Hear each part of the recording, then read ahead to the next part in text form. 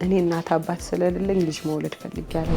ቤተሰቦች አጠገቤ አለመኖራቸው ልቤ ሰበር። እግዚአብሔር ልቅሶዬን የሚያስደንቅ ልቅሶ አደረገው። ውጭና ስራ ስሪ እኔ እኮ ጤነኛ አይደለም። ባለቤቴ በድንገት እንደሚሞት ጽፌ ነበር። እየወደድኩት መጥቻለሁ። ወይኔ ቅስሜ ተሰበረ። ምንድነው ምክንያታችሁ? አላቅም። ግን አሁን ሰይጣን መጥቶ ባልሽ በድንገት በዚህ ጊዜ ቢሞት ምን ታረጊያለሽ ብሎ አለ። ከዛ እግዚአብሔር ሆይ ቢያንስ እንኳን ለምን እንድተኛ አልተወከኝም ማለፍ ሰብተዋልና እንዴት እንንገራት ምናምን እያሉ ይተራመሳሉ። ግን በዛ መሀል ላይ እሱ ራሱን ሊያጠፋ ነው ተብሎ ተደወለልኝ። ባለቤትሽ? አንገቱ ሲቆረጥ እግዚአብሔር ለምን አላለም? ተሳምሬ የሸኘው ሰውዬ በሬሳ ሳጥን መጣልኝ ማለት ነው። ለካ ሞትን ሸሽተሽ አታምጪ። የኖርሽውን ፍቅር ዘላለም አጣጥሚ። ባለቤቴ ሲሞት እጄ ላይ የነበረው 150 ብር ብቻ ነበር።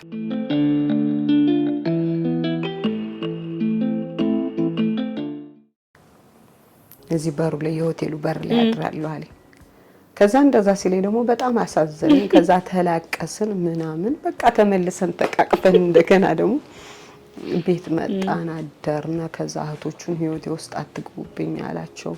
እሷ ለኔ የከፈለችውን ዋጋ ማንም ሰው ሊከፍለው አይችልም። ብዙ ነገሯን ያጣችሁ በእኔ ምክንያት ነውና በቃ ከመጣችሁ ሰላም ይዛችሁ ካልመጣችሁ ግን አትበጥብጡም አላቸው። ከዛ እኔ ራሴን መፈለግ ጀመርኩ። ማለት እነሱ መንፈሳዊ ስለሆኑ ነው ወይ እኔን እንደዛ ያሉኝ?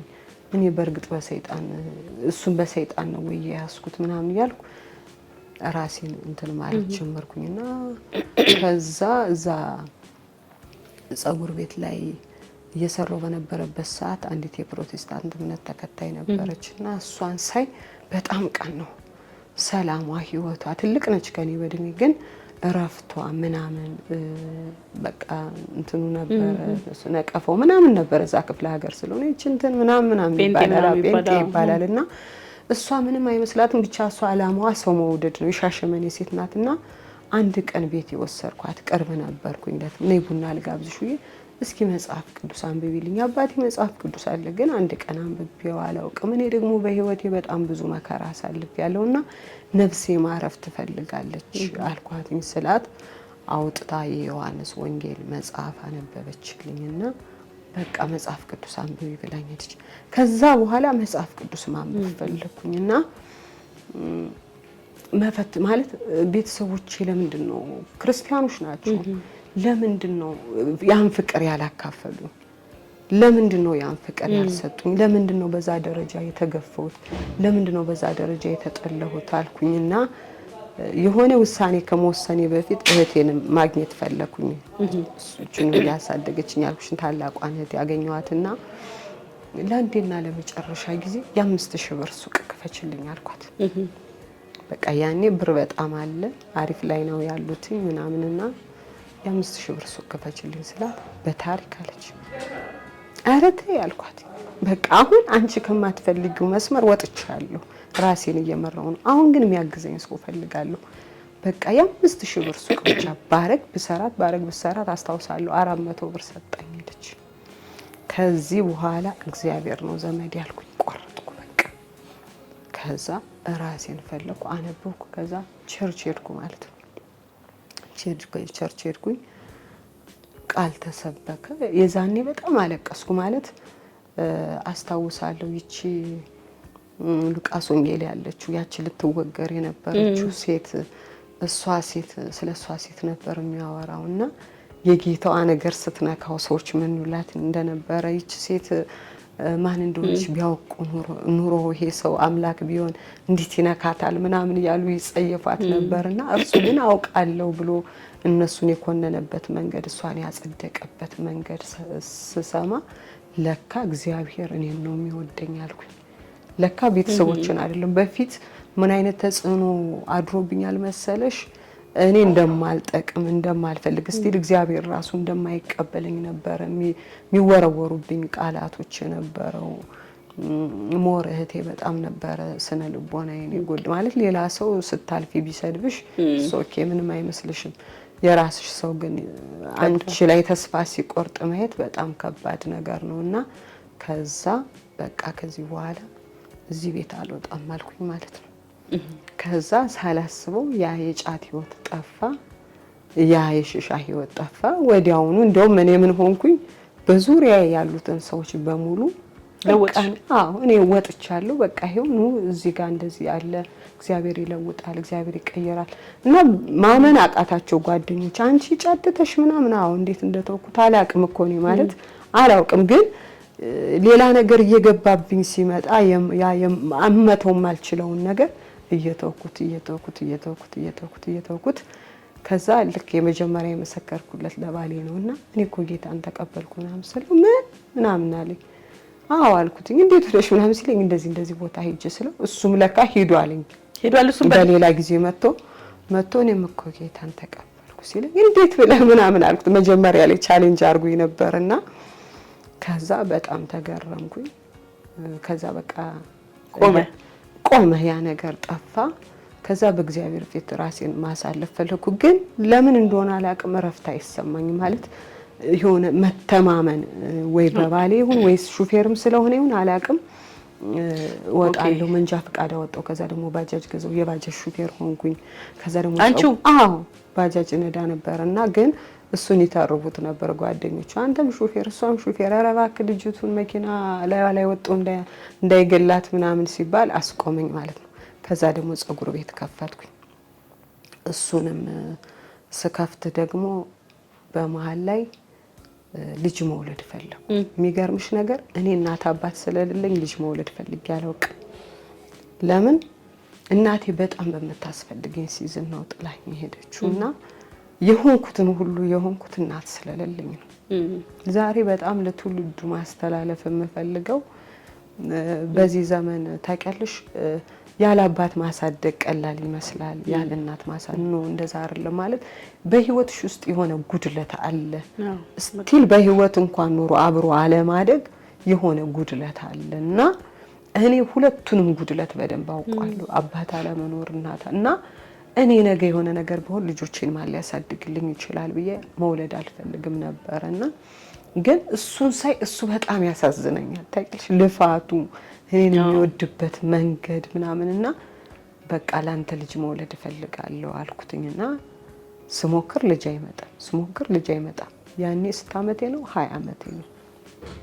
ከዛ ይሄ ማለት መቼ ነው ወደ 2010ኛ ክፍል ጨርሼ ከዛ ኮሌጅ ገባሁኝና ስሞክር ልጅ አይመጣም። ይሄ ነገር ምንድነው ምናምን ብዬ ሄጄ ስመረመር አንዱ ማህፀንሽ ቱቦ ተዘግቷል አለ። ከዛ እንዴት ይሆናል? በእርግጥ ብዙ ነገሮችን በልጅነቴ አሳልፍ ያለውኝ ምናልባትም ልጅ ሊኖረኝ ሁሉ ላይገባ ይችላል።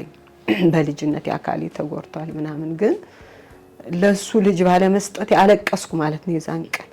ከዛ አልነበረም ደውዬ እኔ ከዚህ በኋላ ላንተ ልጅ ልሰጥ አልችልም፣ በቃ ከሌላ ቢሆን ወልዳ አምጣን ያሳድግልሃለሁ ምናምን አልኩት ማለት ነውና ሳቀብኝ እሱ።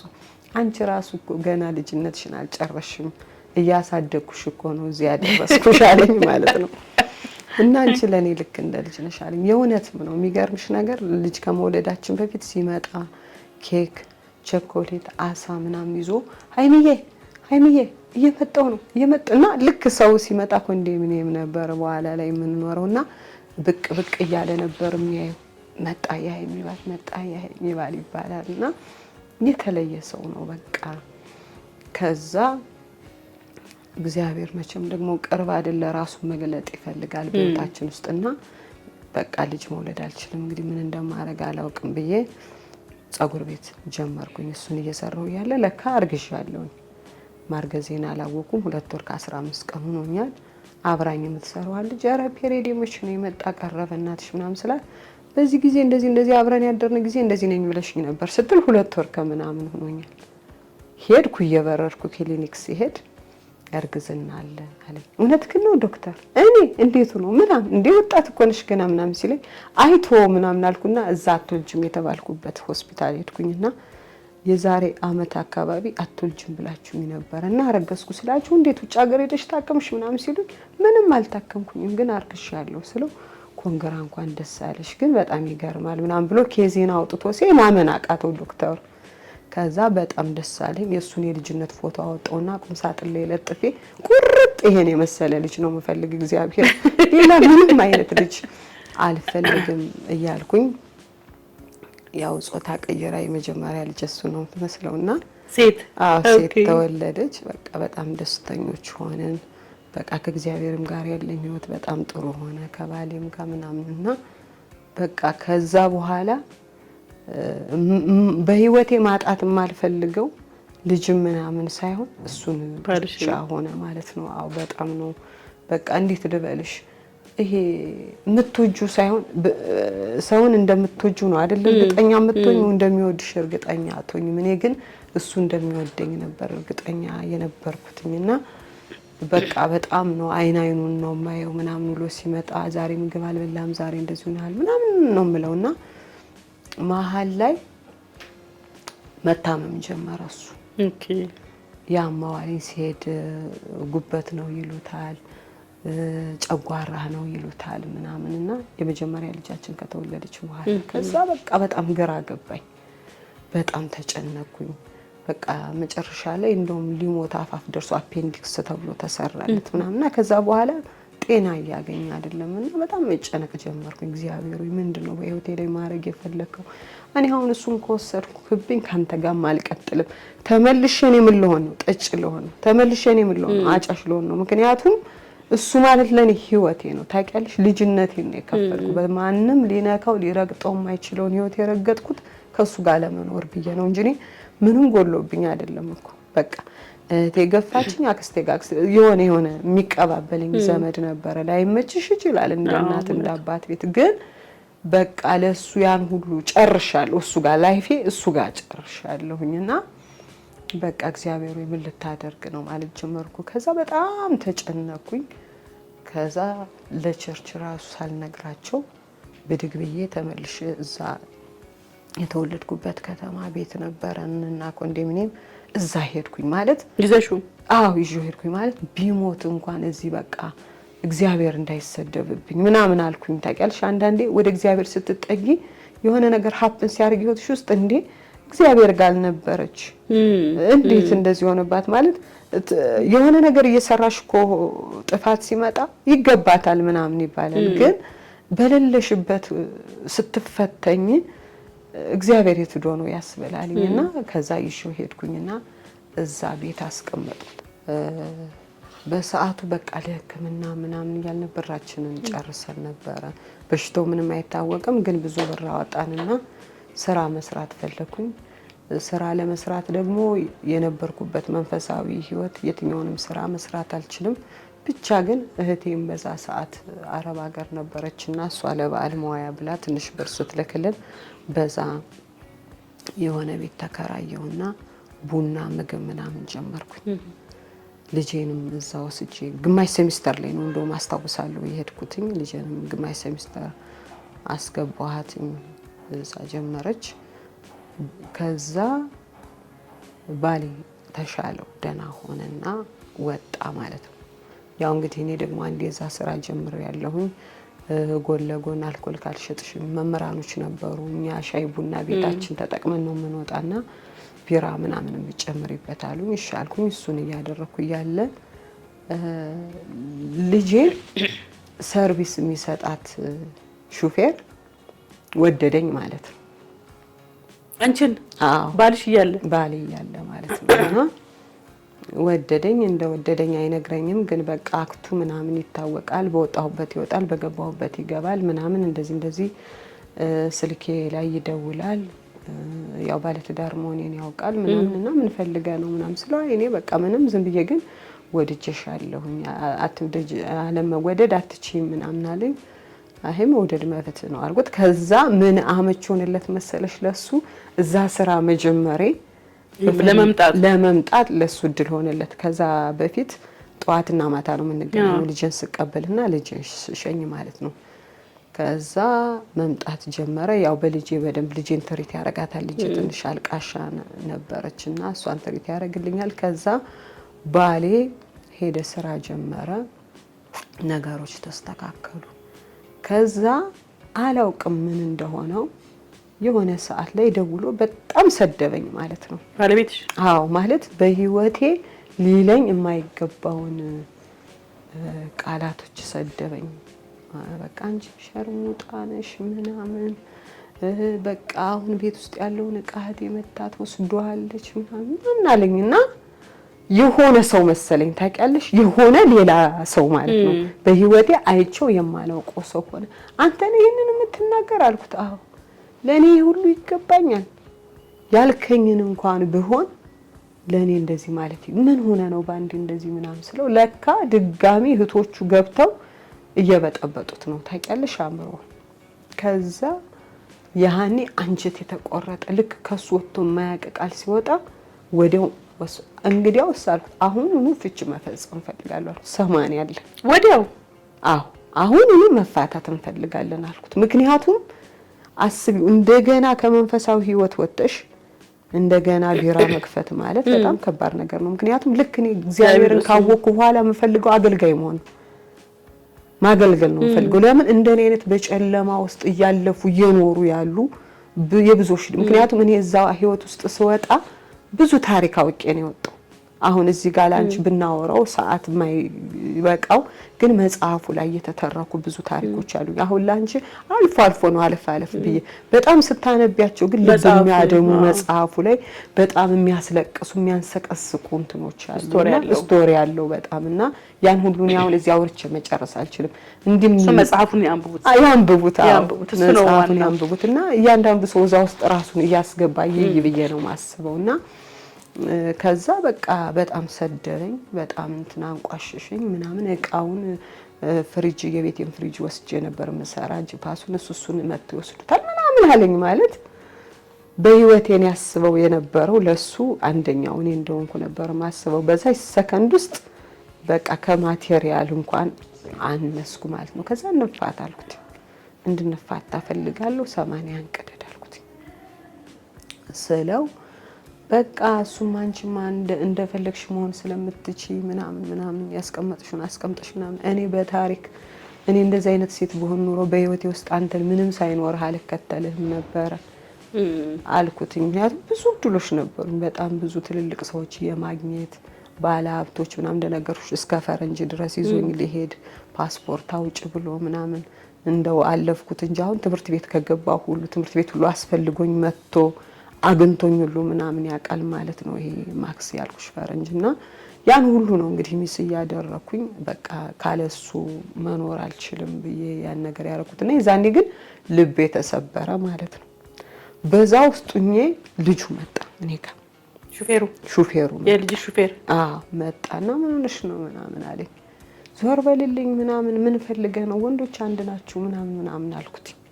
ከዛ አይ በቃ መጣው ተመልሼ ምናምን አለና ጓደኞቹን ይዞ መጣ አገኘ። ጓደኞቹን ይዞ መጣ። ሲጠጡ አመሹ፣ ሙዚቃ ምናምን እየቀያየሩ ሲከፍቱ እና ከዛ እኔ እንትን ማለት ጀመርኩኝ። ማለት ማላውቀው ሌላ ደግሞ የሚያስፈራ ህይወት ውስጥ እየገባው እንደሆነ ሳቅ።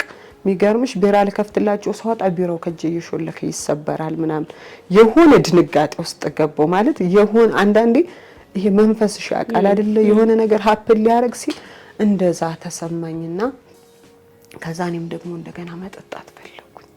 መደበቅ የሰማሁት ነገር አሞኝለ እንደገና ራሴን በቃ እንትን መርሳት ፈለኩኝና ከዛ ከእኛ ጭፈራ ቤት ልንሄድ ነው ትሄጃለሽ። እንግዲህ እዛ ሲሄድ እንደዛ እየሰራው ስለሆነ እኔ ሃይማኖቴን ያልተናገርኩ ደብቄ ነው ቁጭ ያልኩትኝ።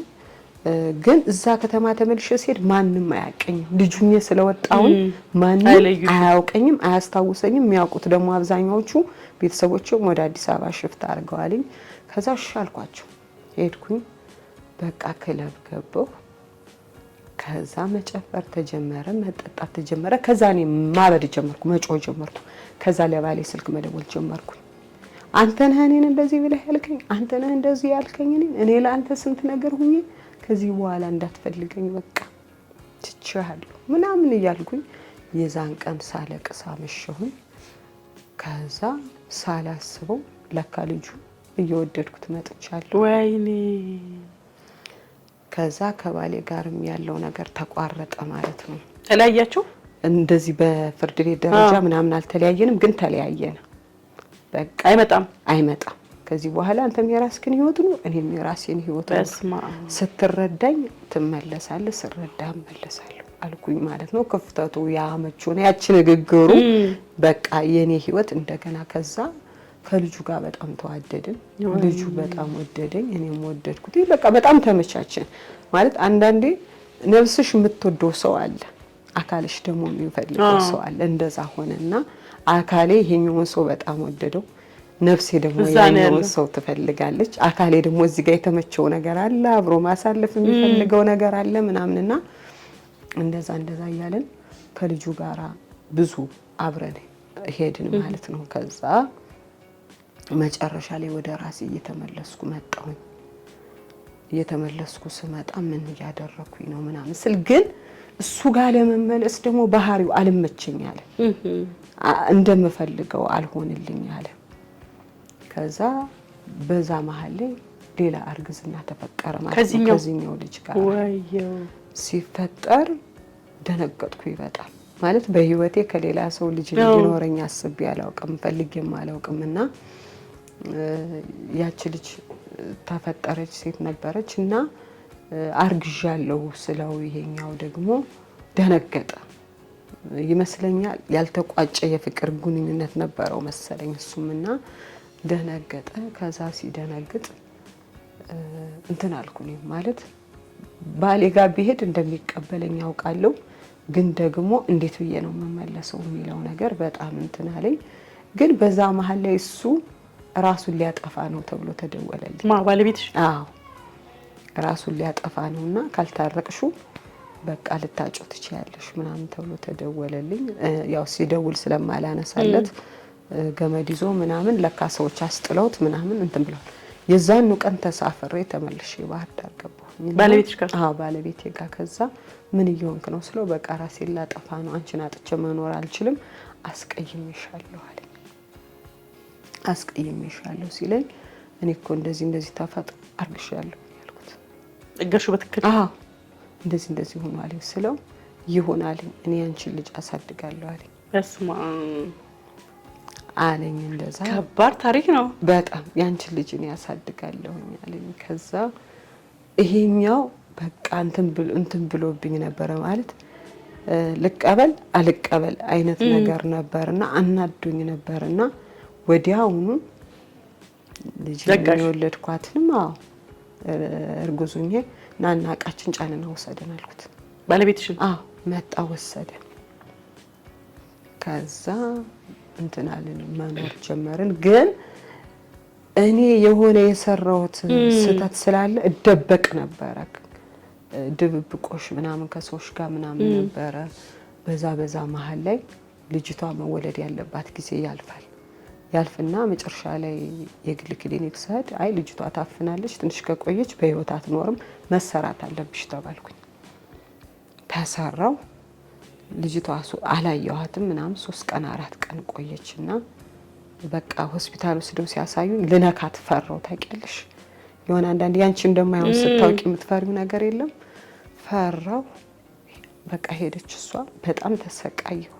ሄደች አለፈች? አዎ አለፈች። እና በጣም በቃ ተሰበርኩኝ። ማለት እዚህ የሰው ንግግር ይሰብርሻል። ከዚህ አንቺ የሰራሽው ነገር አለ። በእርግጥ በአንድ ነገር በጣም ደስተኛ ነኝ። ከባሌ ምንም ነገር ደብቄ አላውቅም፣ ምንም ዋሽቼ አላውቅም። እና በቃ እሱ እውነቱን ስለሚያውቅ ግን ያው ሰዎች በአንድም በሌላ መንገድ እንደዚህና እንደዛ ስለሆነ ነው እንዲህ ስለሆነ ነው ምናምን ይላሉ። ልጅቷን ደግሞ እኔ በጣም ፈልጊያት ነበር። የመጀመሪያ ልጄን ከወለድኩ በኋላ ለሱ ድጋሚ መውለድ ፈልግ ነበርና ይወርድብኝ ነበርና ለምንድን ነው ድጋሚ ልጅ ማልወልድለት እያልኩኝ በጣም አስብ ነበርና ልክ ያችን ልጅ ሳገኝ ከዛ እሱም ነገር ነው እንደዛ ስንስማማ በቃ ደስተኛ ሆንኩኝ። ድጋሚ ልጅ ልሰጠው ነው ብዬ በጣም ደስተኛ ሆንኩኝ። ግን ሳይሳካ ቀረ። ከዛ ልጁ በተደጋጋሚ ያው ከህይወቴ ለመውጣት አልቻለም፣ ያስቸግረኛል፣ እንደዛ ይለኛል። በዛ መሀል እያለን እንግዲህ ነው አሁን እነዚህ ልጆች እየተወለዱት ማለት ነው። ከባለቤት 2 ደገመ? አዎ አንድ ወንድና አንድ ሴት ማለት ነው። ከዛ በዚህ መሀል እያለን የሰሜኑ ጦርነት ተጀመረ። ኦኬ የሰሜኑ ጦርነት ሲጀመር ይሄ የእርስ በርሱ የሰሜኑ አለቀ። ከዛ የእርስ በርሱ ደግሞ ተጀመረ። የእርስ በርሱ ጦርነት ሲጀመር 2 ነው ምናምን መንገድ ላይ ደበደቡብኝ። እሱን ሲደበድቡት በቃ በጣም አለቀስኩ፣ አዘንኩኝ። በቃ ስራ አቁም፣ አዲስ አበባ ሂድና እቺ ታናሽ ያልኩሽ በልጅነቷ ዋጋ ከፈልኩላት ያልኩሽ እቴ እዚህ አግብታ መታ ነበርና በቃ ለሷ ባል ደውልለትና እስኪ በዚህ በጅቡቲ ምናምን ስራ ይፈልግልህ አልኩትኝ። መጣ ወደዚህ። አመት ሙሉ ካለ ስራ ተቀመጠ። ኦኬ 5ኛ መንጃ ፈቃድ ይውጣለት ተባለ። ጅቡቲ ስራ ይግባ ተባለ። ምን አለ ግን በቃ ምንም ሊሳካ አልቻለም። በቃ ከዛ ያለንን ጨረስን። እኔ የዛውኝ ልጆች ይዤ አጠፋለሁ፣ እሱ ከዚህ ያጠፋልኝ። ያለንን ጨረሰ። ቲቪያችን ሸጥን፣ ሶፋችን ሸጥን። በቃ መሬት ላይ ተቀመጥኩኝ ማለት ነው። ግን እንደዛ ሁሉ ሲሆን እግዚአብሔር የተሻለ ነገር ያመጣል፣ የተሻለ ነገር ያደርጋል እያልኩኝ ነበር ማለት። ከዛ እንትን አልኩኝ፣ ሙሉ ለሙሉ በንስሐ ተመለስኩ። ቸርችም ልክ ወደ ባህር ዳር ያቺ ልጅ ካለፈች በኋላ ራሴን በእግዚአብሔር ፊት አስተካከልኩ፣ ንስሐ ገባሁ። ተመልሼ እንደገና ወደ እግዚአብሔር ራሴን አዞርኩኝ። እግዚአብሔርም ቸር ነው፣ እነዛን ልጆች ሰጠኝ። ግን ደግሞ ሌላ ፈተና መጣ። በቃ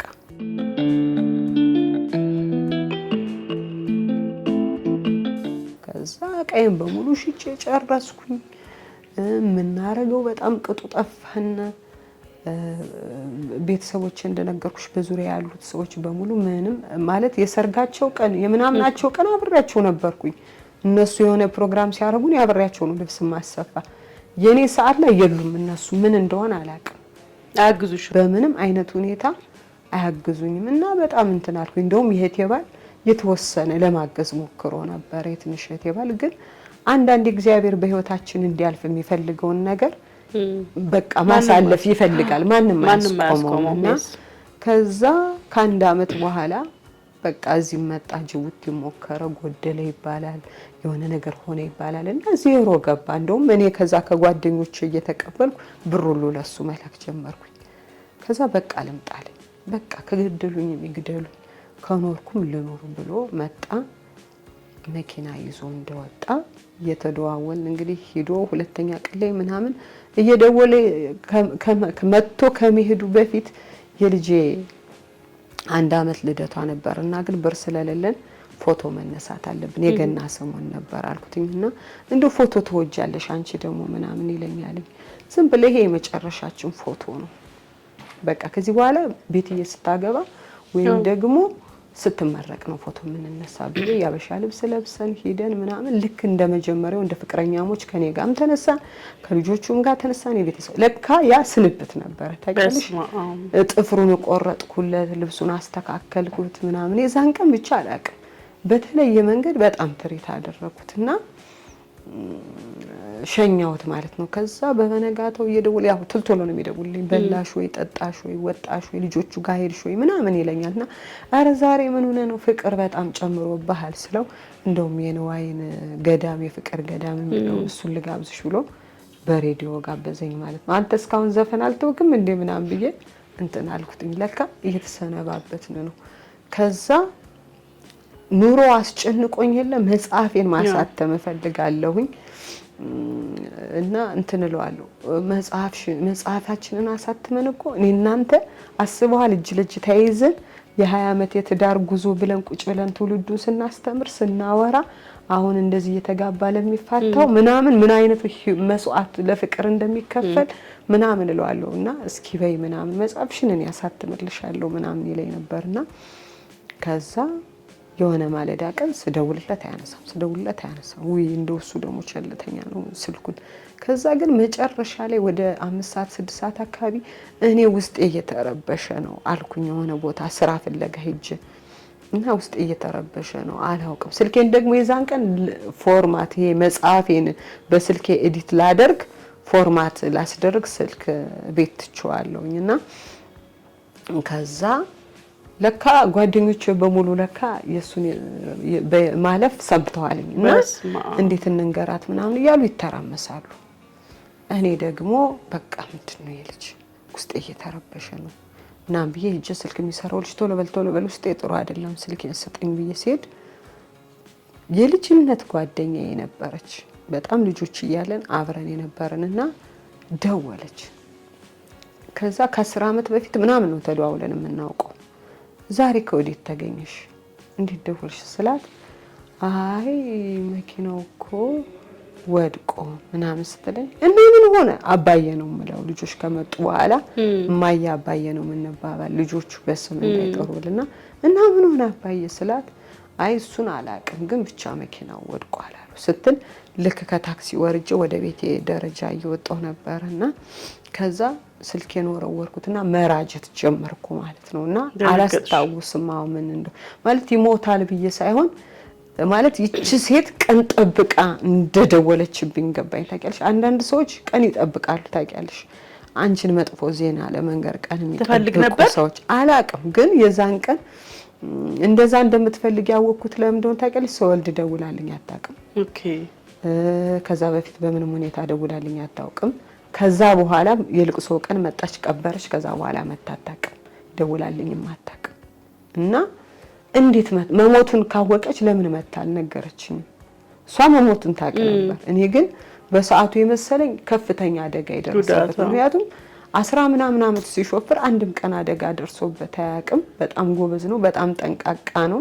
በጣም ነው አይደለም እሱን የራሱ በጣም ነው የምተማመንበትና ከዛ ብቻ አበድኩኝ። በቃ በሰዓቱ ምንም አላስታውስም የሆንኩትን ነገር። ከዛ በበነጋታው ሲሄድ በእግሩ የሄደው ሰውዬ እንደዛ አሳምር የሸኘው ሰውዬ በሬሳ ሳጥን መጣልኝ ማለት ነውና በጣም የሚገርመው ነገር ምን እንደሆነ ታውቂያለሽ? አንዳንድ እግዚአብሔር መከራን ራሱ ሲያመጣ የሚፈትንበትን ሲዝን ያውቃል። ታውቂያለሽ? ይሁን ልጆቹ ባንዲ ሞቱ፣ ንብረቱ ባንዲ ጠፋ። አይበቃም እንዴ? ይበቃ ነበር እኮ እና 1 አመት ሙሉ ብራችን ጨርሰናል ብዬሻለሁ። ከዛ በኋላ እኔ እንትን አልኩ በቃ ስራ ወጥቼ ብሰራስ በዛውስ ደግሞ ሰዎችን ብተዋወቅ። ምክንያቱም ከዛ በፊት እኔ መሆን የምፈልገው በእግዚአብሔር ፊት ነው። እዛ ደግሞ ስወጣ የሚያገኙኝ እንከኖች አሉ፣ የሚከተሉኝ ነገሮች አሉና እሱ እንደውም ምን ይለኝ ነበር? አንቺ ዝም ብለሽ ጸልይ ነበር የሚለኝ። አንቺ ሌላ መሆን አያምርብሽም ብለሽ በእግዚአብሔር ፊት ሁኚ፣ ልጆችሽን አሳድጊ ምናምን ነበር የሚለኝና የሚገርምሽ ነገር ባለቤቴ ሲሞት እጄ ላይ የነበረው 150 ብር ብቻ ነበር እና በቃ የ1 አመት ልጅ የ3 አመት ከምናምን ልጅ 12 አመት አልሞላትም ያኔ በቃ ሰማይና ምድር ተደበላለቀ ማለት ነው። አንዳንድ ማለት ስቲል ሰዎች እንዴት ጸልይ አልነበረም እንዴ ታገለግል አልነበረም እንዴ እንዴት እንደዚህ ሆነ ህይወት ውስጥ እና እኔ ራሱ አልኩኝ ማለት ትናንት በተሳሳተው መንገድ ሲሄድ እግዚአብሔር እኮ አልመጣም፣ እንዴት ዛሬ ለእግዚአብሔር መጣ? እንዴት እንደዚህ ሆነ? ግን የሚገርምሽ ነገር አንድ ነገር ገባኝ እግዚአብሔርን እንዳልጠይቀው። ዮሐንስ እግዚአብሔርን ያገለግል ነበር እኮ መጥምቁ ዮሐንስ በጽድቅ የኖረ ሰው ነው፣ በጣም ንጹህ ሰው ነው። ግን አገልግሎቱን ጨርሶ አንገቱ ሲቆረጥ እግዚአብሔር ለምን አላለም? መልአክ አላከ፣ ሐዋርያትን አላካለት። ለሐዋርያት እኮ መልአክ ተልኳል። ለምንድን ነው ለዮሐንስ መልአክ ያልተላከው? ለምን እንዲሞት ተፈቀደ? ልክ ይሄ ነገር ሲገባኝ በቃ እግዚአብሔር በእኔ ህይወት ሰይፍ እንዲያልፍ ፈልጓል ማለት ነው አልኩ። ተቀበልኩት በቃ። ከዛ በላይ በጣም ትልቁ ልቤን የሰበረው ማናቸውም እህቴ ልቅሶዬ ላይ አልተገኘም። እህቶችሽ? አዎ በቃ ጭራሽ ህመሜ በዛ አልኩሽ። ህመሜ በዛ፣ ተሰቃየሁ። ብዙ ጓደኞች ነበሩኝ እኮ እግዚአብሔር ልቅሶዬን የሚያስደንቅ ልቅሶ አደረገው። የሚገርምሽ ነገር ጓደኞች ነበሩኝ። ቤተክርስቲያን አብራኝ ቆመች። በቃ የከተማው ሰው ሰፈሩ የኖርኩበት ከተማ ስለሆነ ሁሉም ሰው ያቀኛልና ከሁሉም ሰው ጋር ደግሞ በጣም በፍቅርና ትንሽ ትልቁ ሙስሊም ክርስቲያኑ ነው ለኔ ልቅሶ ቁጭ ብድግ ያለ አብሮኝ ነው ህዝብ ያለቀሰው። ግን ቤተሰቦች አጠገቤ አለመኖራቸው ልቤን ሰበረው። እንዴት ሰው ከአራት እህት አንድ እህት አይመጣበት? በቃ የመጨረሻ ቅስሜ ተሰበረ። ምንድነው ምክንያታቸው? አላውቅም። ዛሬም አላውቅም። እና አዘንኩ በጣም በቃ። ከዛ ምን ሆነ ደግሞ ልጆች መታመም ጀመሩ። ልክ አባቷን ደግሞ ትልቋ ልጅ ራሷን መሳት ጀመረች። እኔ ሳለቅስ እሷ ራሷን ስታለች፣ እኔ ሳለቅስ ራሷን ስታለች። ልክ 5ኛው ቀን ይዣት ሄድኩኝ። ድጋሚ ይዣት ወድኩና ያኔ በደንብ አለቀሰች ወጣላትና ከዛ ቆማ እንዲህ አለችኝ መጽሐፍ ቅዱስ ይዛ እናቴ አለችኝ እስካሁን የወይኑ ግንድ አባታችን ነበር፣ አሁን አባታችን ተቆርጧል፣ እግዚአብሔር ጋር ነው መቀጠል የምንችለው አለችኝ። እና ከዚህ በኋላ በእግዚአብሔር ታመኛለችኝ ልጄ ማለት ነው። 12 ዓመት አልሞላትም ብዬሻለሁ። በእግዚአብሔር እመኝ እሱ ያኖረናል አለችኝ። ስለኛ ምንም እንዳታስብ ያለችኝ ማለት ነው። ከዛ እሷን ትስል በቃ ደነገጡ ማለት ያቺ ትናንት ወዲያ እኮ ራሷን እየሳተች ነበርና እንደዚህ ልታወራች አልቻልኩና ትንሽ እንትን አልኩኝ፣ በርታ አልኩኝ። ለካ እንዲህ ይለኝ ነበረ ባለቤቴ፣ የዘራሹ ልጅሽ ላይ በቅሏል፣ አልከሰርሽም። እኔ እንደምትፈልጊልኝ መንፈሳዊ ወንድ ባልሆንልሽም ልጅሽ ላይ ግን በቅሏል ይለኝ ነበርና የእውነት የዛን ቀን ማለት ያቺ ሴት አስበሻታል? ከዛ ሁሉ ህይወት የወጣች ሴት ግን እግዚአብሔርን የምታውቅ የእግዚአብሔርን ቃል የምታነብ ልጅ ወልዳ ልጇ ቁማ ስታጽናናት አለ ቪዲዮ። የሚገርምሽ ነገር እንዴት ተደብቄ የነበረ መቀርጻትኝ ማለት አንድ ቀን ዝክር እንደምበቃ እርግጠኛ ነበርኩ። ከዛ እግዚአብሔርን እንዲያልኩት እግዚአብሔር ሆይ አሁን በትልቁ ነው የሰበርከኝ። የመጀመሪያው ባለቤቴ በጣም ያን ሁሉ ማለት በሚያስፈልገኝ ሰዓት ነው የሄደብኝ። ታውቂያለሽ 3 ልጅ ይዘሽ በክራይ ቤት ምንም ነገር ማለት 150 ብር ይዘሽ የቀብር ማስፈጸሚያ እንኳን ሳይኖረኝ የሚቀጥለው ወር የቤት ክራይ እንኳን መክፈል በማልችልበት ሰዓት እሱ እንዳይሞትብኝ 1 አመት ሙሉ ያለኝን ለካ ሞትን ሸሽተሽ አታመጭም። በፍጹም የተጻፈልሽን እኔ እንዳይገሉብኝ ነበር የምፈራው። በዛ ሰዓት ግን ለሌላ የተተኮሰ ተኩስ ሲተኮስ እነዛ መንገድ ለማምለጥ ብለው ሲገቡ እነዛን ሰዎች ላይ ላለመውጣት ብሎ እሱ ገደል ገብቶ ነው የሞተው። እና የፈራሁት ነገር ባንድም በሌላ አላመለጥኩት። 1 አመት ሙሉ ግን ለመሸሸግ ታግዬ ነበር እንዳይሞትብኝ። ለካ የተጻፋችን ቀናችንን ማለፍ አንችልም። እና እንደዛ ሆነ። ከዛ ልጆቼ ደግሞ በየተራ መታመም ትንንሾቹ 15 ቀን እንትን ነጠላ ታጥቄ ሆስፒታል ነው የምገኘው። ሰው ልቅሶ የሚደርሰኝ ከሆስፒታል መጥቼ ነው። ሰውነታችሁ ይተኩሳል፣ ደም ማነስ ይባላል፣ ኒሞኒያ ይባላል። በቃ ተሰቃየው። እንቅልፍ ራሱ አንቺ ይናፍቃል ለካ መካ። ከዛ እግዚአብሔር ሆይ ቢያንስ እንኳን ለምን እንድተኛ አልተወከኝም አልኩት። ከዛ በኋላ በጣም ፈሪ ሆንኩኝ። መብራት አጥፍቼ መተኛት አልችልምና አብራኝ የምታግዘኝ ልጅ አለች። ልጆቹ ስለሚተኙ ስለሚደክማቸው እሷን እጠራና ያሽን ቁሚ ስጸልይ እፈራለሁ። ስለምፈራ አብረሽኝ አሜን አሜን በይላለሁ። ከዛ አንደኛዋ ታለቅሳለች፣ እሱ ያለቅሳል። በቃ ጌታ ሆይ ምን ብትፈልግ ነው ከኔ? ምንድነው ከኔ የፈለከው? ንገረኝ። በቃ ምን ፈልገ ነው ይሄን ያህል እንድቀበል ያደረከኛል? በጣም ተሰቃየሁ። ብቻዬን ነው ብዬሻለሁ። ቤተሰቦች አይደውሉልኝም። ጓደኞች እግዚአብሔር ይስጣቸው በእውነት በጣም በዚህ አጋጣሚ ላመሰግናቸው እፈልጋለሁ። በጣም ከብዙ የቆሙ ጓደኞች ክፍተቴን የሞሉ እንዲሁም ደግሞ የእህቴ ባል በጣም አግዞኛልና በቃ እንደዛ ሆኜ በጣም ተሰቃየሁ። እነዛ 3 ወራት 4 ወራት እንደገና ጨለማ፣ እንደገና የሞት ፍርሃት። እኔም የሞት መሰለኝ ታውቂያለሽ። ተኝቼው ሁሉ ማልነሳ መሰለኝ። እሱ ወጥቶ ስለቀረ እኔ በጣም ፈራሁ ለራሴ ማለት ነው። እኔም ልክ እንደሱ ወጥቼ ማልመለስ። ከዛ ሌላኛው ቻሌንጅ ደግሞ ምን ሆነ? ልክ 2 ወር ሳይሆነኝ ጓደኞቼ ውጭና ስራ ስሪማ። እኔ እኮ ጤነኛ አይደለሁ፣ አእምሮዬ ገና እንደቃዠ ነው። እነሱ ያስጨነቃቸው ከዚህ በኋላ የቤት ኪራይ ምን ትከፍላለች? ከዚህ በኋላ ልጆች እንዴት ብላ ነው የምታበለው? እኔ ደግሞ እንዴት ብዬ ነው ከዚህ በኋላ ያለሱ የምኖረው? ምክንያቱም ያን ህይወት ነው ያላቀው። ከ9 እና ከ8 ዓመት ጀምሮ ወንድም ሆኖ አብሮኝ እያደገ ብዙ ህይወት አብሬው ማለት ብዙ ነገር ትቻቃለሁ። እሱን ብቻ ነው መተው ያልቻልኩት። እና ያን ሰው ማጣት ለኔ ዝም ብለሽ ማለት እንደቀለም ባል እኮ በህይወትም ልትታዩ ትችያለሽ። ማለት ቅድም ብዬሻለሁ እኔ ጭቃ ነክቼ ብመጣ እልሽ ብዬሽ ነበር። ልክ እንደዛ እንደምተማመንበት አይነት ሰው ነው የነበረና በቃ ለኔ እንትን አእምሮዬ ገና ጤነኛ አይደለም። እኔ ፍርሃት ውስጥ ነኝ። እየሄድኩ እያየሽኝ እያወራሁ ግን ውስጤ ገና ስጋት ውስጥ ነው። እኔ ስሞት ይሆን? ልጆችስ ደግሞ አንዳቸው ይሞቱብኝ ይሆን? የፍርሃት መንፈስ ነበረብኝና ጓደኞቼ ግን በጣም ያስጨንቁኝ ነበር። ቶሎ ቤት ቀይሪ፣ ቶሎ ስራ ውጪ ምናምን ይሉኛል። ከዛ ጓደኞቼ ደስ እንዲላቸው ብዬ የመኪና ስፌት ገባሁ፣ የልብስ ስፌት። ያኔ የሀዘን ልብሴን ራሴ ሰፍቼ ለበስኩኝ።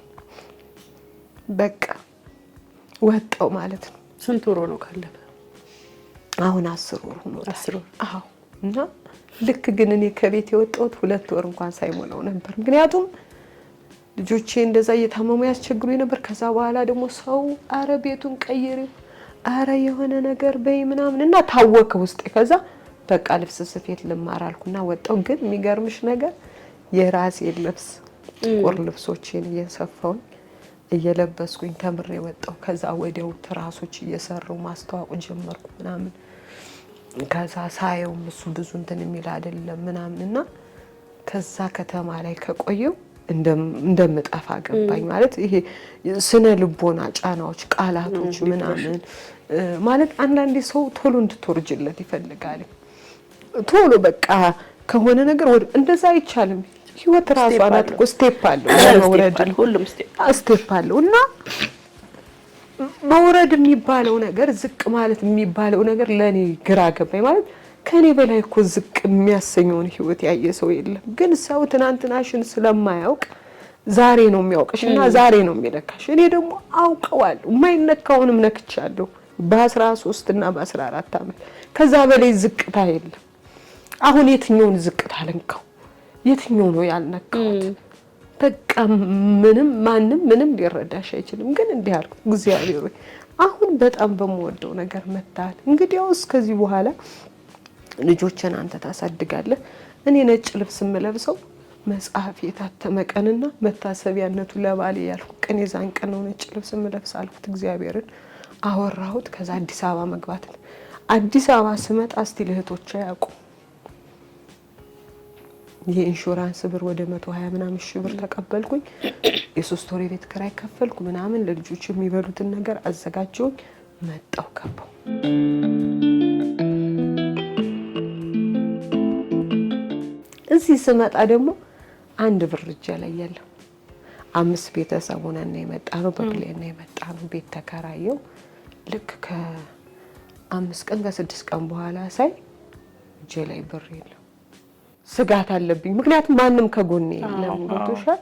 ከጎኔ ስለሌለ እኔ ካልተንቀሳቀስኩ ልጆቼ ሊራቡብኝ ነው። ያው እንትን ማለት ጠንካራ ለመሆን በጣም እየታገልኩኝ ነበረ። ልክ እንዳልተሰበረ ሰው ማለት በህይወቴ መከራዬ እንዳይከብድ ፈራሁኝ። ምክንያቱም ለኔ መከራ አዲስ አይደለም። እናት አባት አጥቻለሁ፣ ወልዶ ማጣትን አይቻለሁ። ከዛ ደግሞ በጣም ውድ የምለው ባሌን አጥቻለሁና ሌላ መከራ እንዳያገኝ መጠንቀቅ ጀመርኩ። ልጆቼን ደግሞ ላለማጣት ምናምን አንዳንዴ ምን ይባላል መከራ መከራን ይወልዳል ይባላልኝና እንደዛ እንዳይሆን ልጄ ደግሞ በጣም ጎበዝ ነችና የእግዚአብሔር ቃል እኮ እንደዚህ ይላል እናቴ እሱ እኮ ወደ አባቱን ሄደ ጥቁሩን ማትቀንሹ እማታወቂው ሌላ ሴት ነው እኮ የምትመስይኝ ምናምን ትለኛለች ልጄ ማለት ነውና ከዚህ ከመጣም በኋላ ፈራሁ። እንደገና አዲስ አበባ ላይ ብር ሳይኖርሽ ማንም አለው ሳይልሽ መኖር እንዴት ታውኑ? ከዛ ምን ልስራ? ሰውን አላውቀው። በቃ ማለት እንግዲህ አዲስ አበባ እኮ በየአመቱ እየመጣ ወይም ደግሞ እዚህ ተምሬያለሁ ምናምን፣ ግን እንደገና ባይተዋር ሆንኩ ማለት ነው። እንደገና ባዶ ብቸኛ ሰው ታውቂያለሽ። በፊት ነበር እሱ በቃ ምንም የለምና ቤተሰቦቼ በጣም ብዙ ቤት አላችሁ እንኳን እኔ ሌላ የሚያስጠጋ፣ ግን ለኔ ግን መጠጊያ ጠፋ። ለኔ ግን ሰው ጠፋ። በቃና እንደውም እህቴ ታናሽ እህቴ በቃ እኔ ባለቤቴ እንዲያውቅ አልፈልግም ለጊዜው መምጣታችሁን፣ በቃ ተከራይተሽ ነው መምጣት ያለብሽ አለች። አዎ አሁን እኔ የምፈልገው እግዚአብሔርን ብቻውን ያንቺ ያገሻተሽ? አዎ ብቻውን ነው ማየት የምፈልገው አልኩ። አልፈለገችም? አላውቅም በቃ ማለት ያው አንዳንዴ በመከራዎች ውስጥ ስትመጪና እንግድነት ስትመጪ ይለያያል መሰለኝ። እሷም ጫናው እኔ ጋር እንዳይበዛ ብላ ፈርታ ነው በእርግጥና እኔም ደግሞ እግዚአብሔር ያኖረኝ ይሆን አያኖረኝ ይሆን ልጆቼን ያሳድግ ይሆን አያሳድግ ይሆን ማየት ፈለኩ። ማለት የመረጥኩት ምርጫ ትክክል ነው ወይስ ስህተት ነው የሚለውን ማወቅ ፈለኩና መጣሁ ገባሁ። ከዛ ብር እጄ ላይ ሲያልቅ ምን ላድርግ አልኩኝ፣ ምን ልስራ አልኩኝ፣ ምንድነው መሆን ያለብኝ? ከዛ ሰው ለማግኘት ስቲል ሰው ወደሚያደርስሽ ቦታ መድረስ አለብሽ። ከዛ አንድ ቀን ከልጄ ጋር ወክ እያደረግን አንድ ድንች የምትሸጥ ሴት ድንች ሰጣቸው የምትበላቸው ሰዎች እንደው በቃ እዚህ ሰፈር ብቻሽን ሆነሽ ያልበሰለ ድንች እያበላሽ እኮ በጣም አሰቃይሽን ምናምን ሲሏት ሰማሁና ድንችም ለካ መሸጥ ይቻላል አልኩኝ። መጣው ቤቴ።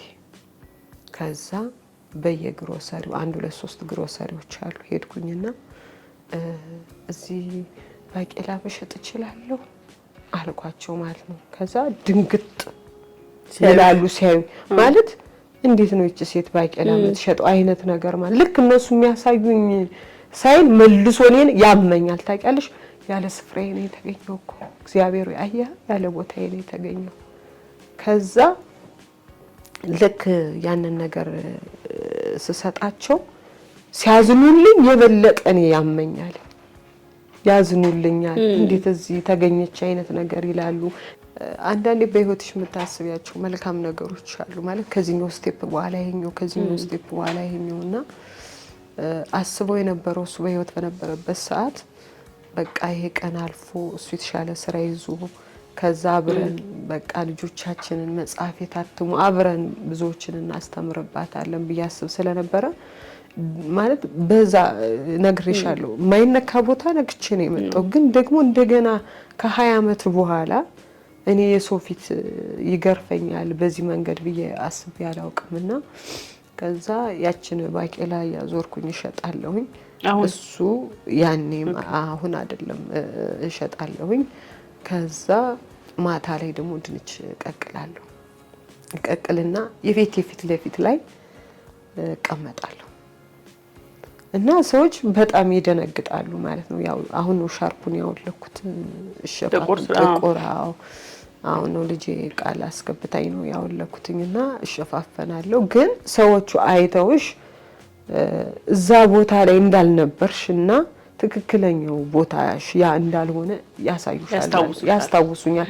እንዴት እዚህ ጋር ሌላ ስራተሽ ነው ወይ ምን ሆነሽ ነው ጥቁር የለበሽው ምን ገጥሞሽ ነው ምናምን እያሉ ሲጠይቁኝ የበለጠ ያ ደግሞ ያመኛል ማለት አንተ ስለሌለ ነው እዚህ ቦታ የተገኘሁትኝ እላለሁኝ። የከፈልኳቸው ህይወቶች ያጣኋቸው ነገሮች ለዚህ ነበር ወይ መጨረሻው እንዲህ ለመሆን ነበር ወይ ያ ሁሉ ድካሜ ያለፍኳቸውን ህይወቶች ሁሉ ያለፉት ለሱ ለመኖር ነው በሱ በመኖር ነው። የራሴን ደስታ ሳይሆን እሱን ያስደስታል። ከዛ ልጄ ታመጣለች አብራ ወንበር ምናምን አስቀምጣ ድንቹን አወርዳ ምናምን ተመልሳ ወደ ቤት ትሄዳለች። በየግሮሰሪው ሲሄድ አንዳንዶቹ ስልክሽን ስጭን ምናምን ይሉኛል። ለሌላ ነገር መልሰው ይጠይቁሻል ስቲል አሁንም ማለት ነውና ይሄ ነገር በቃ ውስጤን በጣም እየጎዳው መጣና እግዚአብሔር ወይ ግን ምን አደርግ ነበር መሰለሽ እቀርጽ ነበር ቪዲዮ ንሽቅቅል እየሰራው ቪዲዮ ቀርጻለሁ። ባዶ ቤት ገብቼ ቡና እያፈላው እዛ ላይ ቡና እያፈላው በጣም ጥርሴን አሞኝ ጥቁር ቁር ብዬ ምናምን ይሄም ቀን ያልፋል እያልኩ ቀርጽ ነበርና ሰዎች መጥተው በነገራችን ላይ ይነግሩኝ ነበር ማለት የሆነ ቦታ እንደምናይሽ እርግጠኛ ነን አንቺ እዚህ ቦታ ላይ እንዳሉሽ ታስታውቂያለሽ የሚሉኝ ሰዎችም ነበሩና እንደዛ እያልን እንግዲህ ነሐሴ ሐምሌ ድረስ አሁን ክረምት እዛ ሳምሽ አንዳንዴ ቶሎ በጊዜ ሽጬ ይገባለሁ። አንዳንዴ እዛው አምሻለሁ። ብርዱ ንፋሱ ምናምን ሲመታኝ እግዚአብሔር ሆይ ምንድነው የምትፈልገው? ለዚህ ነው ወይ በቃ ያን ሁሉ መንገድ ያሳለፍከኝ? እዚህ ጋር ልታስቀምጠኝ ነው ወይ? በዚህ ውስጥ አንተ ምን ክብር ታገኛለህ? እል ነበር። ግን አንድ ቀን እንዲያልኩኝ አሁን እኮ ማፍርበት ቦታ ላይ አይደለም አልኩኝ። ማለት ዝቅ ያለ ቦታ ነው ስታስቢው ግን እማፍርበት ቦታ ላይ አይደለም። ትናንት ነበር የሆነ ሲዝን ነበር እማፍርበት ቦታ ላይ ትናንት እንኳን ለሱ ብዙ ዋጋ ከፍያለሁ አይደለም ለልጆች አልኩኝ። በቃ መክፈል አለብኝ አልኩኝ። ግን ስራው እንትን እያለብኝ መጣ። ክረምቱ እየጨመረ ሲመጣ ሰው ከቤት አይወጣም ምናምን ማታ ነው ዝናብ የሚዘንበው። ከዛ እግዚአብሔር ወይ ምን ላድርግ አልኩት። በቃ ምን ማድረግ ይሻለኛል? እነዚህ ልጆች እንዴት ነው ማሳድጋቸው? የግል ትምህርት ቤት እንደማይማሩ እርግጠኛ ሆንኩኝ ማለት ነው። ግን የመንግስት የማገኝበትን እድል በጣም ብዙ ፈለኩ ሄድኩኝ። በቃ እኔ ባለቤቴ ሞቶብኛል። የሞተው ደግሞ በዚህ ሁኔታ ነው፣ ሰሜን ላይ በተፈጠረው ችግር ምክንያት በቃ ሲያሽከረክር ሞቶብኛል። እና 3 ልጆች አሉ። አንዱ ጀማሪ ተማሪ ነው፣ አንዷ 7ኛ ክፍል ነች። መዝግቡልኝ፣ ያለበለዚያ የኔ በህይወት መኖር ምንም ትርጉም የለውም። ከዛ በፊት ልጄ የግል ትምህርት ቤት ነው እየተማረች ያደገችውና ያንን አደረኩ። እነሱም እግዚአብሔር ይስጣቸው ምንም ችግር የለውም ያንቺ ልዩ ኬስ ስለሆነ እንመዘግብሻለን አሉኝ። ከዛ በኋላ ነው እንግዲህ መጽሐፌንም በደንብ ጨረስኩኝና እኔ አልቻልኩም። አሁን ኤዲት ማድረግም አልቻልኩም፣ ማሳተምም አልቻልኩም ነበረ። ኤዲት ለሚያደርግ ሰው ሰጠሁት፣ እሱ ጨረሰልኝ። ከቨር ፔጅም አሁን ሰርተን ጨርሰናልኝ። እንግዲህ ከጥቂቱ ከብዙ በጥቂቱ ይሄ ነው። በጣም ነው እዚህ ጋር ማለት የሚፈልገው ምንድነው፣ እኔ ይሄንን ታሪኬን ሳወራ ቤተሰቦቼ ላይ ቂም ጥላቻ ይዤ አይደለም ማወራው። እነሱ የሆነ አካል ሲገፋሽ ከሆነ አካል ላይ ነው የሚጥልሽ። እኔ ቤተሰቦቼ የሚቀበሉኝ ቢሆን የሚፈልጉኝ ቢሆን ትሪት የሚያደርጉኝ ቢሆን እግዚአብሔርን አላውቀውም ነበር፣ እግዚአብሔርን አልፈልገውም ነበር፣ እግዚአብሔር እጅ ላይ አልወድቅም ነበር እና ህልሜንም አልወልደውም ነበር። በዛ መንገድ ባላልፍ ኑሮ የራሴን ታሪክ አውጥቼ ለሌሎች መማሪያ ለማድረግ ጽፎ እስከ ማሳተም ድረስ ውሳኔ ላይ አልደርስም ነበር እና አንዳንዴ እግዚአብሔር በእኛ ህይወት ላይ ያለውን ዓላማ መፈጸም ሲፈልግ በሮችን ይዘጋል፣ ይከለክላል፣ ይከለክላል እግዚአብሔር እና እኔ አሁን ምናልባት እነሱ ይሄንን ታሪክ አውጥቼ በማውራቴ ቅር ሊላቸው ይችል ይሆናል፣ ግን እኔ ካላወራሁ ማንም ሊያወራ አይችልም።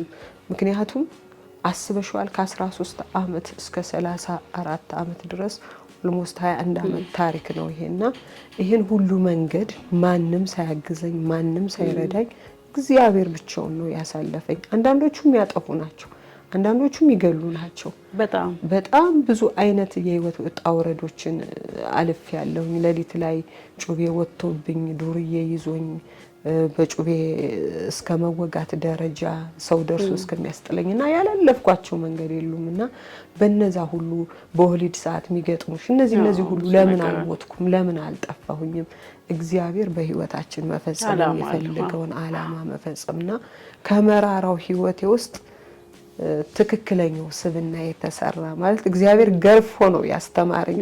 ግርፍ አድርጎ በደንብ ሰራኝና አሁን እኔ ምን አይነት ሴት ሆንኩኝ? ህይወት እየፈተነኝ ሊሆን ይችላል። ምክንያቱም ብቻን ልጅ ማሳደግ ቀላል አይደለም። የቤት ኪራይ መክፈል፣ ልጅ ማስተማር ምናምን።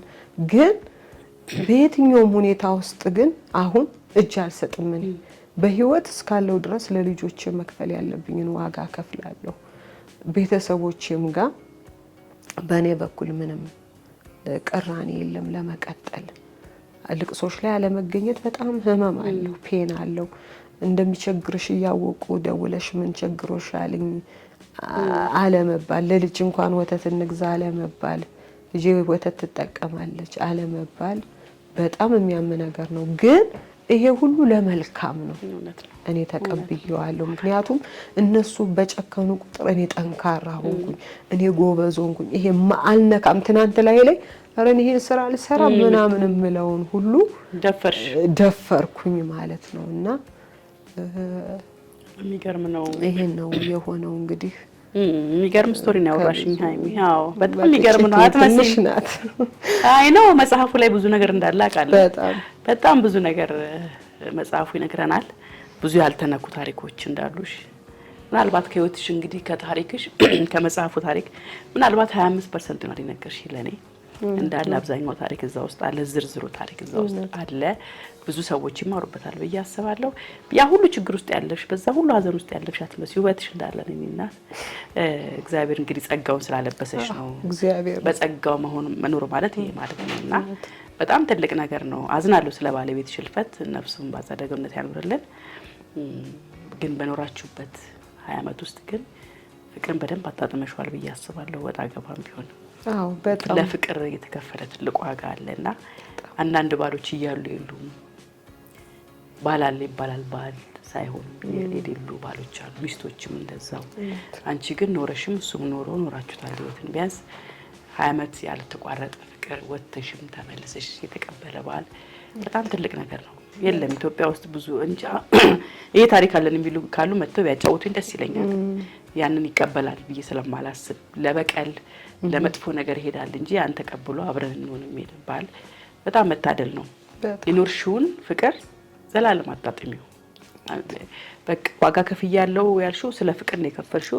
መቼም ጊልቲ ኮንሸንስ ይጸጣታልሽ ብዬ አላስብም። አይ የለኝም፣ ደስተኛ ነኝ። 3 ልጆች አፍርተሻል፣ ማስታወሻ እጅሽ ላይ ያለ። ለፍቅር ዋጋ መክፈል በጣም ደስ የሚል ነገር ነው። እኔ የሆንኩትን ሁሉ የሆንኩት ለባሌ ነው፣ ለፍቅር ነው እና ደግሞ መልሱን ሰጥቶኝ ነው ያለፈው። በጣም ወዶኝ አክብሮኝ በስሜ እየማለ እና ስቲል ሲሞት እንኳን ስሜን እየጠራ ነው የሞተው። ወደ ገደል ሲገባ ስሜን በተደጋጋሚ እየጠራ ነበረ የሄደውና ይሄ ትልቅ ነገር ነው ማለት የከፈልሽለት ነገር መልሶ ሲከፍልሽ ደስ ይላል።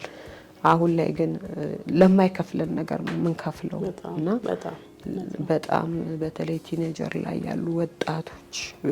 ሌላው ለቤተሰብ ማስተላለፍ የምፈልገው ምናልባት አንድ ሰው የእህቱን ልጅ የወንድሙን ልጅ ወይም ደግሞ የቤት ሰራተኛውን ሊያሳድግ ይችላል እና ለምንናገረው ቃላት በጣም መጠንቀቅ አለብን። እኔ አሁን አንቺ ጋር ያልገለጽኳቸው ብዙ የቃላት ስብራቶች አሉና ማይቀመጥ ይመስለናል። ታውቂያለሽ አካል ስለሌለው ግን ይቀመጣል። ዘመኔን በሙሉ ትልቅ ዋጋ ያስከፈሉ የተነገሩብኝ ቃላቶች ናቸውና ቤታችን ላሉ ባደራ መልኩ ለምናሳድጋቸው ልጆች ለልጆቻችንም ቢሆን ለምንናገረው ነገር በጣም ጥንቃቄ ማድረግ አለብን። ከቁስ ሰውነት ይበልጣል። ቁስ ይመጣል ይሄዳል።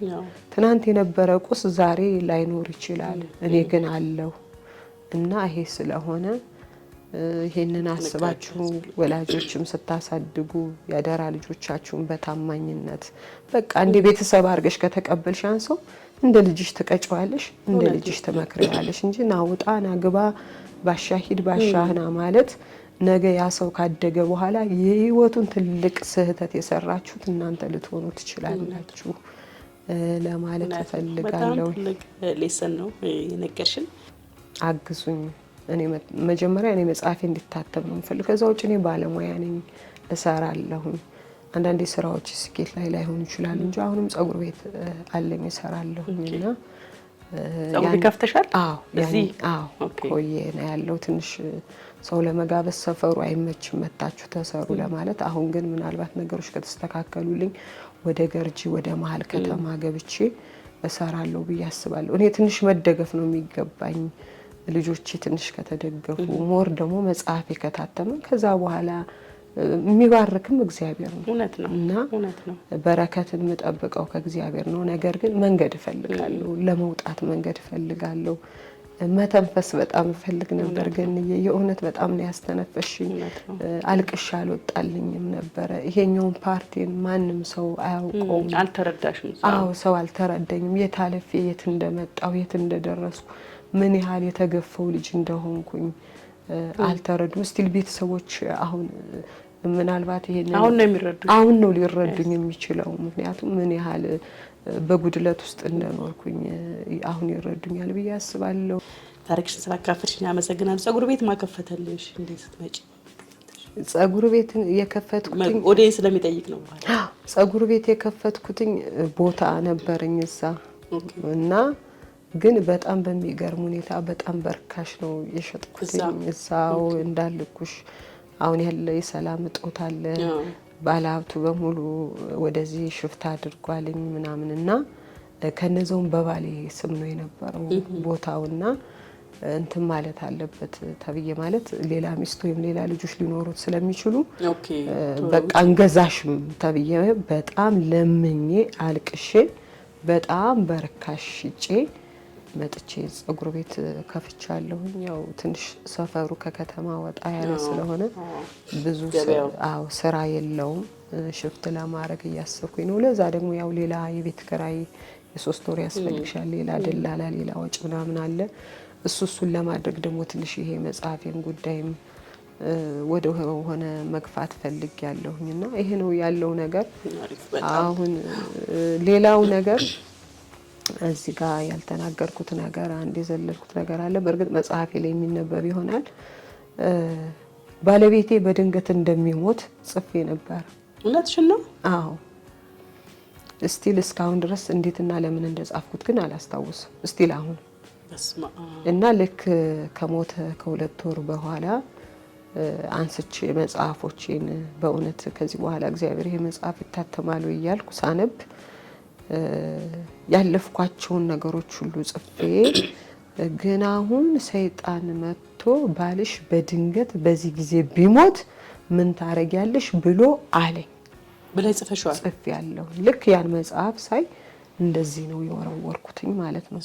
ማለት እንዴት ይሄንን ልጽፈው ቻልኩኝ ብዬ አሰብኩ ማለት ነው። ማለት ህልሞች ምናምን ልታይ ትችያለሽ፣ ግን ያየነው ነገር ሁሉ እውነት ቢሆን ሁላችንም አንኖርም ነበርና ግን ያንን እንደጻፍኩ ሳስብ እስቲል እስካሁን ድረስ ለምን ነው የጻፍኩትኝ? አዎ እንዴት ልጽፈው ቻል? ምን በረዳ ነው በዛ ወቅት ምን ማለት በድንገት እንደሚሞት ለምን ጻፍኩኝ?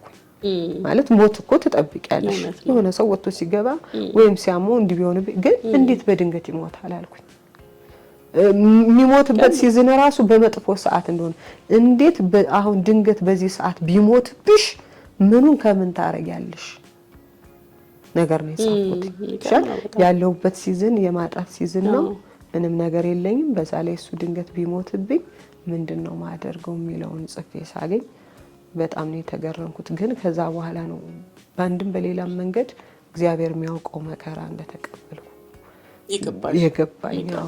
ማለት የሆነብኝን ነገር እግዚአብሔር ያውቀዋል ማለት እኔ አልተቀበልኩትም እንጂ ምክንያቱም ሁላችንም በህይወታችን እንዲሆንልን የምንፈልገው ብዙ መልካም ነገር ስላለ፣ ሁለተኛ ብዙ ዋጋ ስለከፈል ምዕራፎች በዚህ ይዘጋሉ ብዬ አላስብም። እውነት ለመናገር ያን ያህል ባሌን ኬር አድርጌ 1 አመት ሙሉ ያለኝን እቃ ሁሉ አውጥቼ ሽጬ ምናምን ባሌ በሞት ይለየኛል ብዬ ያውም በዛው ሲዝን ውስጥ አስቤ አላቅም። ግን በቃ እግዚአብሔር እስከወደደው ድረስ ያስቀጥልሻል። በቃ ሲል ብቻ ነው በቃ የሚለውና አሁን እኔና 3 ልጆች እንግዲህ አይዞሽ ፈጣሪ ይረዳሻል። ሌላው ነገር ቤተሰቦቼንም ማለት የምፈልገው በጣም ነው የምወዳችሁ። ምክንያቱም እናንተ የከለከላችሁኝ ነገር እግዚአብሔርን በር እንዳንኳኳና መቀበል የማይገቡኝን ነገሮች እንድቀበል አድርጎኛል። ለምሳሌ ልጆች ሰው ሊሰጥሽ አይችልም፣ ሰላም ሰው ሊሰጥሽ አይችልም።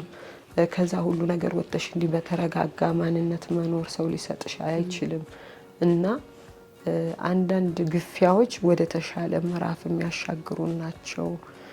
ሌላው ማለት የምፈልገው አሁን ላይ ብቻችሁን ልጆቻችሁን የምታሳድጉ በተለይ በሞት የተለያችሁ እናቶች በርቱ ማለት እፈልጋለሁኝ። ማለት ህይወት በአንድም በሌላም ትከፍላለችም ታስከፍላለችም እና እየከፈላችሁት ያላችሁም እየተከፈላችሁም ያላችሁ ሲዝን ላይ ነው። ሲዝን ወጣለው። ምሳሌ ላይ አንድ ደስ የሚል ቃል አለ። መጽሐፍም ጊዜና እድል ግን ሁሉን ያዘጋጃል ይላል። አንዳንዴ ስለሮጥን አይደለም ስለለፋን አይደለም፣ እግዚአብሔር ግን እድልና ጊዜ ሲያስተካክል ሁሉ ይስተካከላልና ሞር ደግሞ ለዚህ ዘመን ወጣቶች መልእክት ማስተላለፍ ዋናው እኔ ታሪኬን ያወራሁበት ለዚህ ዘመን ወጣቶች ነው። ማለት እንደ ቀልድ የምናያቸው ዛሬ ላይ በየኢንተርኔቱ በየቲክቶኩ ሴትነቶቻችን የቀለሉበት ብዙ መንገዶች አሉ። ግን ሴትነት በጣም ውድ ነገር ነው። ካመለጠሽ አንዴ አትመልሹም። እኔ አሁን ትናንትናዎችን ወደ ኋላ በጭራሽ ላስተካክላቸው አልችልም እና ፊልም ማረጋቸው ነገሮች አሉ፣ የሚሰሙኝ ስሜቶች አሉ፣ የሚጎሉኝ ጉድለቶች አሉ። ትናንት ባለማወቅ የገባሁባቸው የሰራኋቸው ስህተቶች ዛሬ ደግሞ የሆነ ቦታ ሄደሽ የሆነ ነገር ማድረግ አይጠበቅብሽ፣ እዚሁ ቤትሽ ላይ እዚሁ ሳይክልሽ። አሁን ደግሞ ሰውነታችንን ሳይሆን አእምሯችንን ሁሉ ነው የሚሰርቅ እና ሴቶች በዚህ ዘመን ያሉ ሴቶች ውበታቸውን ቁንጅናቸውን በትክክል ቢጠቀሙበት። መጽሐፍ ጽፈሻል፣ ተወልዷል መጽሐፉ። ይሄ መጽሐፍ ደግሞ እርግጠኛ ነኝ ተመልካቾች ያሳትሙታል ብዬ አስባለሁ። ከጎንሽም እንዲቆሙ አደራ ማለት ፈልጋለሁ። መጽሐፉ ይታተማል። ይሄን የመሰለ መጽሐፍ ሳይታተም ቢቀር እኔም ቅር ይለኛል። እንደ ፕሮግራም አዘጋጅ የኔ ተመልካቾች እንድታግዟት ፈልጋለሁ። አልቋል። እንግዲህ ይሄ ጥቁር ልብስ የሚወልቀው እንዳለችው መጽሐፉ ሲታተም ነው። የመጽሐፉ የታተመ የምርቃት ዕለት ነጭ በነጭ ለብሰሽ ትመጫለሽ። ግን ቀድሞን ቢወርቅ ደስ ይለኛል ማለት ሐዘን በጣም ሲበዛ ጥሩ አይደለም እንባ ጥሩ አይደለም ከባድ ነው ሐዘን አይኖ ፊል አረጋሻለሁ ግን ሐዘንና ጥቁር ልብስ እንትን ይላርጋል አይደል ዲያብሎስ ስራው አይደል ይሄ ሁሌ ማስጨነቅ ሁሌ ምናምን ባየሽ ቁጥር ልብሱ ራሱ አሁን ይሄ ልብስ ሳይና ይሄ ልብስ ሳይኩል አይደለም ስሜት እውነት ለመናገር ይሄ ልብስ ባየሽ ቁጥር ይጨንቅሻል ታስቢያለሽ ታለቅሻለሽ ትጨነቅ በጣም ብዙ ነገር ስላለው እንደ ቃልሽ መጽሐፍ ሲታተም ሙሉ ነጭ ስለብሻለሽ አዎ በነገራችን ላይ እዚህ ጋር ያልነገርኩሽ ገንዬ መጽሐፉ ለእግዚአብሔር ፍቃድ ጥር ላይ ይወጣል ጥር ላይ አስመርቃለሁ ብዬ አስባለሁ እንትን ያረጋልኝ ካለ ሰው ጋር አርትሮ አው እየሰራልኝ ያለ ሰው ጥር ላይ እናስመርቃለን ብሏል አሁን የሚጠበቀው ስፖንሰር የማሳተሚያ ስፖንሰርና አርትሮ ስታሰሪ ከፍያው ትንሽ ወደድ ያለ ነው በገጽ 400 ብር 500 ብር ነው የምትጠየቂ